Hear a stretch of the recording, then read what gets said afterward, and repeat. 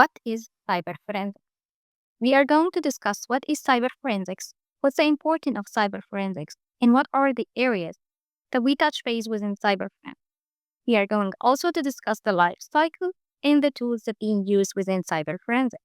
So cyberforensics actually means that we are going to apply a scientific background or investigation techniques because we have an evidence and we need to identify, we need to collect it, and make it ready for examination, analyzing the data. At the end, we have to reach out for a conclusion, and we are going to show this conclusion to the others, either business or legal approach. But at the end, you have to find a product. You have to find theory, and that theory you have to find an evidence for it. So when we talk about some cyber forensics in this case, it's important that you are targeting collecting, analyzing, and preserving your digital evidence, because any change in the evidence might change the game completely. So to support your work, you have to take care that your work should never be uncovered within the process, and only the people that's related to this incident has the right to see what's going on. What is the importance actually of cyber forensics then? So in cyber forensics, we cannot overstate it. So it's assisting in solving crimes. But also you have to understand that safeguard the organization asset is very important. So you don't wait until the end of the process to say, we do forensics. You have to be very proactive. Secure your system, put the security in place, and in case any cyber incident happened, be ready for a cyber forensics investigations. And then what are the key areas that we usually see within cyber forensics? It's either going to be a computer, might be a network, mobile device, or even a cloud forensics is one of the new areas that we are working with it. Now let's talk about the cyber forensics life cycle. So the life cycle, actually the process is very systematic. You are going to start by identifying the evidence and preserving it. Then you are going to go through a collection process, either seizing a device or getting the logs or reading the SIM solution printout or the evidences that's being collected by the SIM solution.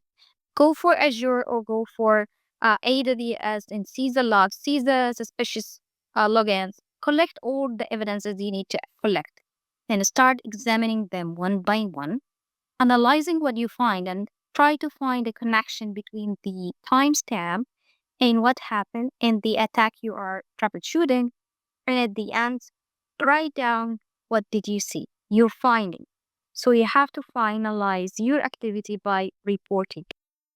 When we talk about the challenges, it's important to understand that there is numerous challenges going on.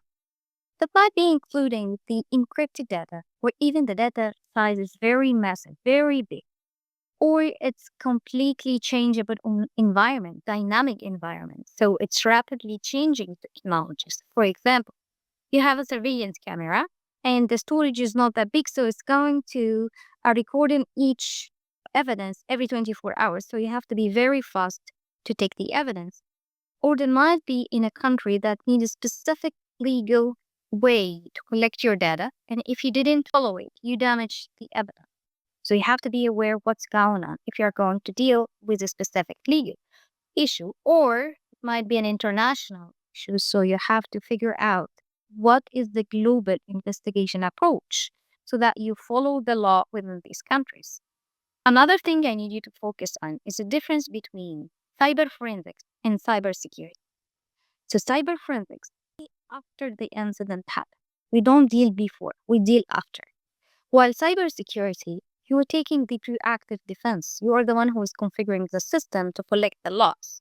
And if the incident happens, cyber forensics team will start working on the evidence. In cybersecurity, we are doing a threat prevention. We don't need to be hacked. But when we deal with forensics, we already be hacked. So we have to deal with the consequences now, and we have to start to see what is the damage level. And then we advise the cybersecurity team to modify their system and then to protect themselves again and to act as a proactive defense technique. So cybersecurity deal with the technicality, while cyber forensics, they have to see the legal phase. Yes, they're using technical skills, but those technical skills will serve the legal phase. When we talk about digital evidence, we refer to any information that has a value and it is stored electronically. This means that the data that's being potentially to be proved a fact, this is considered a digital evidence. It might be in different forms, it might be in different devices, but at the end, the outcome of the case has to be found on a digital device. So it might be a log, might be an email, might be a document, might be um, on the RAM itself, system logs, security logs. It might be a time frame, might be an email that being sent that has a um, hotel booking or a relationship between two parties and then one has been died. So if you figure out on the Facebook that they have a relation, then this is evidence. It's something you have to look at.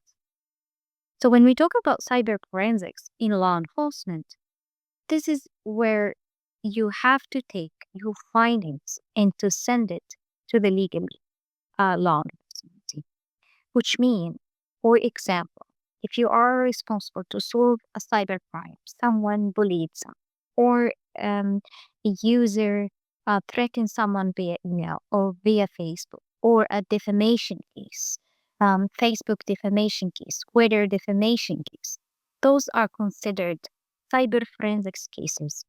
Who is going to do the forensics in this case? Not you. It is the law enforcement, and they are responsible to provide the evidence and to write whatever they found, matching the law in this country, and to send it to the court. So it has to match the court. If you are in a corporate or a business, then then you are going to play a different role. In this case, you are serving the business. So you have different areas you have to look at it. Cybersecurity and also the compliance level. So if you have a customers, am I going to report to authorities or the legal is going to do so? Is there any data breach? Is there data loss? Is there also a ransomware? Or it is just an incident, phishing incidents, and there is zero data loss, zero time out, just someone was trying to make a swap for him. So this is your priority if you're working with digital forensics, but in a corporate. So you have to do the same process. You have to identify, you have to analyze the incident. You have to check and examine every digital incident you have, but this time you will have another help coming from the legal team to identify what's going on. You might be protecting intellectual property, or you might be protecting anything else like a compliance audit. You have a compliance audit and you have to report it, or you are a financial company and you are securing a client data or sensitive data. Then in this case, you have to do your work as per the regulator you have within your country. Now let's summarize what did we say in this. So in this lesson, we talked about cyber forensics and how it involves in collecting and analyzing the data. We talked about how to preserve the digital evidence. We talked about how to solve cyber crimes. Either you are in a company or a corporate or you're working with the law enforcement. Sometimes you will find your digital evidence within a computer, might be in a network, might be in a mobile device. And we also talked about the life cycle. We talked about that it's a repetitive process, a systematic process, and you are going to go through each process until you reach out to the reporting phase.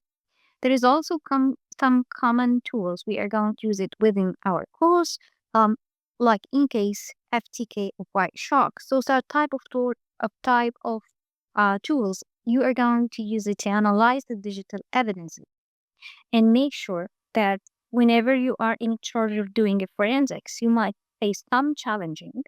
Those challenges like capturing the data or someone left a password on it. It might be a massive data limit that you have or a very high techniques.